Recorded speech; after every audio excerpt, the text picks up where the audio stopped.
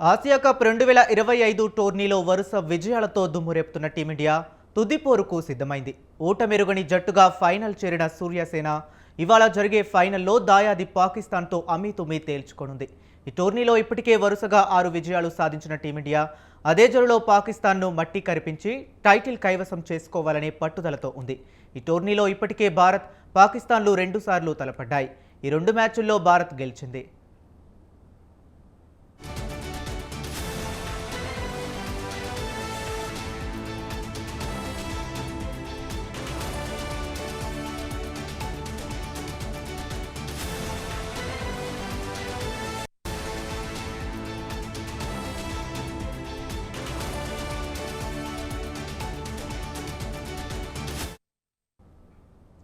ICC Asia cup tourney రికార్డ్స్లో కూడా భారత్కు తిరుగులేదు. కానీ ఇరు జట్ల మధ్య ఉన్న ఫైనల్ రికార్డ్స్ మాత్రం టీమిండియాను కలవరపెడుతున్నాయి. ఐసీసీ టోర్నీలో చాలా తక్కువ సార్లే టీమిండియా, పాకిస్తాన్లు ఫైనల్లో తలపడ్డాయి. కానీ ఆసియా కప్లో ఇప్పటి వరకు ఒక్కసారి కూడా భారత్, పాకిస్తాన్ల మధ్య ఫైనల్ జరగలేదు. గత 41 ఏళ్లలో ఆసియా కప్ టోర్నీలో తొలిసారి భారత్, పాక్ తలపడనున్నాయి.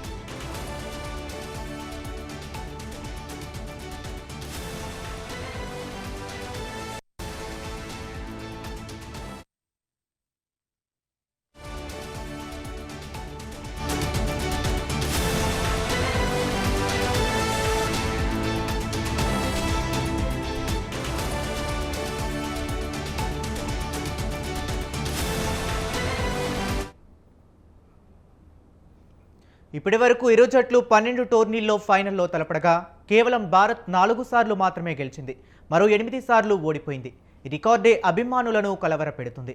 టీమిండియా చివరిసారిగా 2017 ఛాంపియన్స్ ట్రోఫీ ఫైనల్లో పాకిస్తాన్తో తలపడింది. ఆ మ్యాచ్లో భారత్ 180 పరుగులు భారీ తేడాతో ఓటమి పాలైంది. 2007 టీ20 ప్రపంచ కప్ ఫైనల్లో భారత్ 5 పరుగుల తేడాతో గెలిచి టైటిల్ కైవసం చేసుకుంది. ఇక ఇదే అంశం గురించి మరింత సమాచారాన్ని మా ప్రతినిధి విశాల్ లైవ్ ద్వారా అందిస్తారు. విశాల్, చెప్పండి. హరీష్, క్రికెట్ అభిమానులు ఎంతో ఆసక్తిగా ఎదురుచూసే మ్యాచ్, అదేవిధంగా ఆసియా కప్ 2025 టోర్నీలో చివరి మ్యాచ్ ఈరోజు ప్రారంభం కావడానికి మరికొన్ని గంటలు మాత్రమే మిగిలినాయి. దుబాయ్ ఇంటర్నేషనల్ స్టేడియం వేదికగా భారత్, పాకిస్తాన్ మధ్య ఆసియా కప్ 2025 ఫైనల్ మ్యాచ్ జరగబోతోంది. ఇక ఇప్పటి వరకు ఆసియా కప్ 2025లో మొత్తం 8 జట్లు పాల్గొంటే 2 జట్లు ఫైనల్కు చేరాయి. అది పాకిస్తాన్, అదేవిధంగా భారత్. ఈరోజు ఈ 2 జట్లు కూడా ఈ ఫైనల్ మ్యాచ్లో తలబడి టైటిల్ని కైవసం చేసుకోవాలని కూడా ప్రయత్నం చేస్తున్నాయి. ఇక ఇప్పటికే ఇరు జట్లు కూడా ప్రాక్టీస్లో మునిగిపోయాయి. ఇక మరోవైపు ఈ ఆసియా కప్ 2025 టోర్నీలో భారత్ వరుస విజయాలతోటి ఫైనల్కు దూసుకొచ్చింది. యుఏఈ, ఒమన్, అదేవిధంగా బంగ్లాదేశ్, శ్రీలంక, పాకిస్తాన్ అన్ని జట్లను ఓడిస్తూ భారత్ ఫైనల్కు దూసుకొచ్చింది. ఇక పాకిస్తాన్ మాత్రం లీగ్ దశలో భారత్ చేతిలో ఓడిపోయింది. అదేవిధంగా సూపర్ 4లో భారత్ చేతిలో మరోసారి ఓడిపోయింది. ఇక మూడోసారి ఈరోజు భారత్, పాకిస్తాన్ మధ్య మ్యాచ్ జరగబోతోంది. సూర్యకుమార్ యాదవ్ కెప్టెన్స్గా ఈరోజు తన టీంని బరిలోకి దిగుతోంది. అదేవిధంగా పాకిస్తాన్ టీం కూడా సల్మాన్ అలీ ఆగ్ కెప్టెన్సీ సారథ్యంలో పాకిస్తాన్ సేన ఈరోజు బరిలోకి దిగబోతుంది. ఈ ఇరు జట్లు కూడా టైటిల్ని కైవసం చేసుకునేందుకు ఈరోజు ఎంతో ఎదురు చూస్తున్నాయి.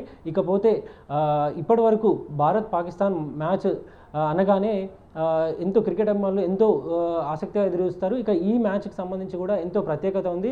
ముఖ్యంగా పహల్గామ్ ఉగ్రవాది దాడి తర్వాత భారత్ పాకిస్తాన్ మధ్య సంబంధాలు ఎంతో తెగిపోయాయి. ఇక ఈ ఆసియా కప్ 2025 టోర్నీ మ్యాచ్లో కూడా పాకిస్తాన్ తోటి భారత్ ఆడవద్దు అనే వివాదాలు కూడా కొనసాగాయి. ఇక ఇప్పటికే భారత్ పాకిస్తాన్ మ్యాచ్కి సంబంధించి కూడా బీసీసీఐ ప్రతినిధులు ఎవరు కూడా ఈ ఫైనల్ మ్యాచ్కి అటెండ్ అవ్వడం లేదు. ఇక మరోవైపు భారత్ పాకిస్తాన్ మ్యాచ్ జరిగిన ప్రతిసారి కూడా మ్యాచ్ ముగిసిన తర్వాత షేక్ హ్యాండ్ ఇవ్వకుండా వెళ్ళిపోవడం అనేది కూడా ఒక వివాదాస్పదంగా మారింది. ఇక దీంతోపాటు మ్యాచ్ కొనసాగుతున్న సమయంలోనే పాకిస్తాన్కి సంబంధించిన ప్లేయర్లు కొంతమంది వివాదాస్పదంగా సంబంధించిన సిగ్నల్స్ ఇస్తూ ఉండడం అది కూడా కొంత చర్చనీయాంశంగా మారింది. ఇప్పటికే ఆ ఇద్దరి ప్లేయర్ల మీద కూడా పాకిస్తాన్కి సంబంధించిన ఇద్దరు ప్లేయర్ల మీద కూడా క్రికెట్ ఉన్నతాధికారులు వాళ్ళు కొంత వారి చర్యలు కూడా తీసుకున్నారు. అదేవిధంగా సూర్యకుమార్ యాదవ్ ఇండియన్ కెప్టెన్ ఉన్న సూర్యకుమార్ యాదవ్ మీద కూడా అంటే పాకిస్తాన్ తోటి గెలిచిన చివరి మ్యాచ్లో భారత్ గెలిచింది. ఆ విజయాన్ని పహల్గామ్ బాధిత కుటుంబాలకు అంకితం చేస్తున్నానని సూర్యకుమార్ యాదవ్ అన్నారు. దీంతో అతని మీద కూడా కొంత చర్యలు తీసుకున్నారు. దీని తర్వాత ప్రతి మ్యాచ్ అంటే ఒక టోర్నీకి సంబంధించి ఫైనల్ మ్యాచ్ జరుగుతున్న సమయంలో అంతకుముందు ఒక ఫోటోషూట్ అనేది ఆ కప్ తోటి చేస్తారు. మన గతంలో ఐసీఐసీఐ ఛాంపియన్ ట్రోఫీ కానీ అదేవిధంగా వరల్డ్ కప్ మ్యాచ్లు జరిగినప్పుడు ఫైనల్ మ్యాచ్లో ఏ జట్లు వెళ్తాయో ఆ జట్లతోటి ఒక ఫోటోషూట్ అనేది జరుగుతుంది. కానీ ఈ మ్యాచ్కి ఫోటోషూట్ జరిపేందుకు భారత్ టీం సిద్ధంగా లేమని తెలిపింది. ముఖ్యంగా పాకిస్తాన్ తోటి నేరుగా మ్యాచ్లు ఆడబోము, అదేవిధంగా ఇక మ్యాచ్ ముగిసిన తర్వాత షేక్ హ్యాండ్లు ఇచ్చుకునే కార్యక్రమాల్లోకి ఇప్పటికే భారత్ దూరంగా ఉంది. ఇక ఈరోజు పాకిస్తాన్కి మరో షాక్ ఇస్తూ ప్రీ ఫోటోషూట్ మ్యాచ్కి ముందు జరిగే ఫోటోషూట్ని కూడా ఇండియన్ క్రికెట్ టీము దాన్ని రద్దు చేసుకుంది. దీంతో పాకిస్తాన్ మరింత ఈరోజు జరిగే మ్యాచ్లో ఎలాగైనా విజయం సాధించాలని భావిస్తుంది.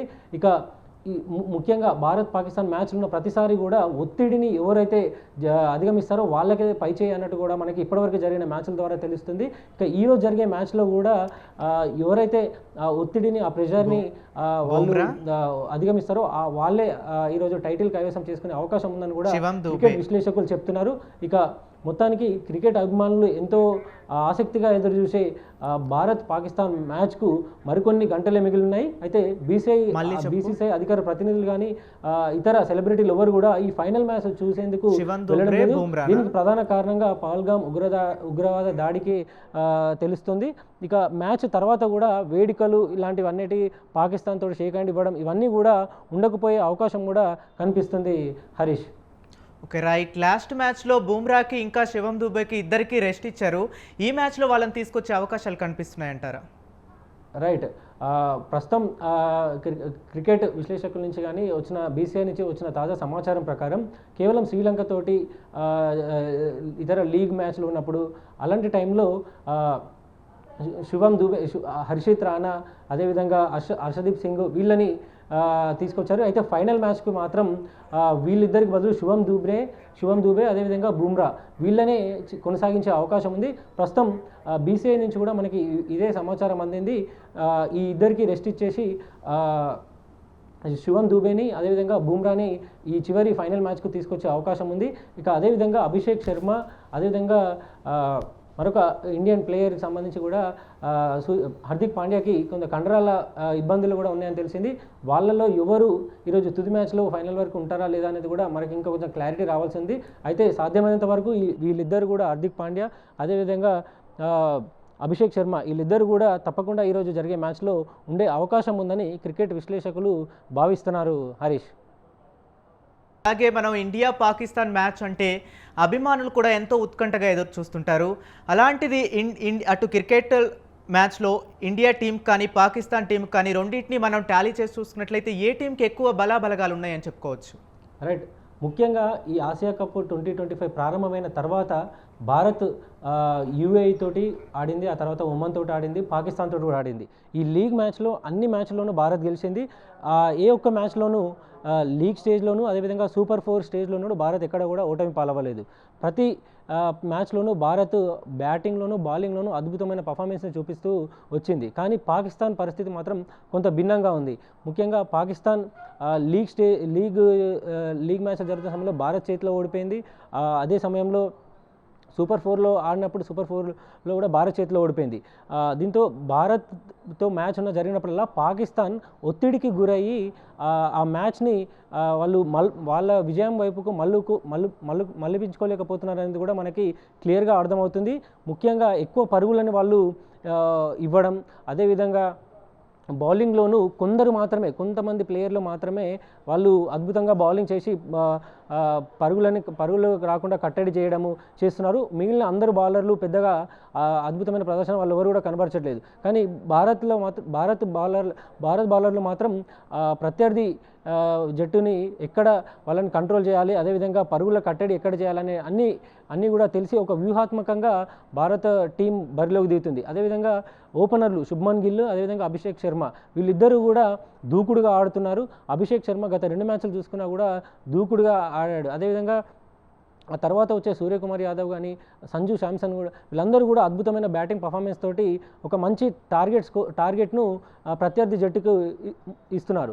దీంతో భారత్ ఒకవేళ ముందుగానే బ్యాటింగ్ తీసుకున్నా కానీ, ఒకవేళ బౌలింగ్ తీసుకున్నా కానీ భారత్ అద్భుతంగా పర్ఫార్మెన్స్ చేసి విజయం సాధిస్తుంది. ఇప్పటివరకు జరిగిన మ్యాచ్లలో కూడా ఇదే వ్యూహంతో భారత్ ఆడుతూ వచ్చింది. ఇక ఈరోజు జరిగే మ్యాచ్లో కూడా ఒకవేళ టాస్ గెలిచి బ్యాటింగ్ తీసుకున్నా, లేదా పాకిస్తాన్ టాస్ గెలిస్తే వాళ్ళు బ్యాటింగ్ తీసుకుంటే మనం బౌలింగ్ చేసినా కూడా ప్రత్యర్థి జట్టును ఎలా కట్టడి చేయాలనేది భారత్ టీంకి ఎప్పటికప్పుడు team India head coach Gautam Gambhir, అదేవిధంగా కెప్టెన్ సూర్యకుమార్ యాదవ్ తన టీంకి ఎప్పటికప్పుడు దిశానిర్దేశం చేస్తూనే ఉన్నాడు. ఇక ఈరోజు జరిగే మ్యాచ్కి సంబంధించి కూడా ఇప్పటికే పాకిస్తాన్ సంబంధింన ప్లేయర్లు కూడా మీడియాతో మాట్లాడారు. ముఖ్యంగా వాళ్ళు చెప్తున్నది ఒకటే, ఇప్పటివరకు భారత్తో ఆడిన ప్రతిసారి కొన్ని తప్పిదాలు చేశాము, ఆ తప్పిదాలు ఈరోజు జరిగే ఫైనల్ మ్యాచ్లో చేయబోము, ఈ మ్యాచ్ గెలిచి చూపిస్తామంటూ కూడా ఒక ఛాలెంజ్ని పాకిస్తాన్ కెప్టెన్ సల్మాన్ అలీ ఆగ్ మీడియాతో మాట్లాడుతూ